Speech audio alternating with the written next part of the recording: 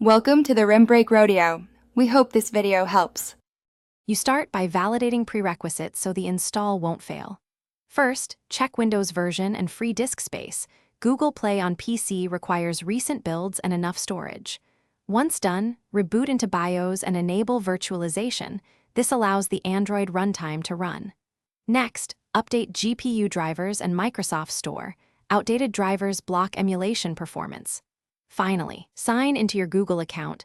Now setup steps that follow can sync apps and you now install the Android runtime and Play components. Install Windows subsystem for Android or the vendor runtime. Follow prompts and accept required permissions so the emulator can use CPU and storage. Then install Google Play services and the Play Store component through the approved installer. This integrates account sign-in and app updates. Once the subsystem launches, sign in to the Play Store, grant runtime permissions, and allow app updates. This gets your apps visible and ready for use. You finish by updating installed apps and verifying performance. Launch several apps, watch for slow startup or permission prompts, and reboot the Android subsystem to settle settings. If the Play Store shows errors, clear its cache and data, then force stop and reopen it.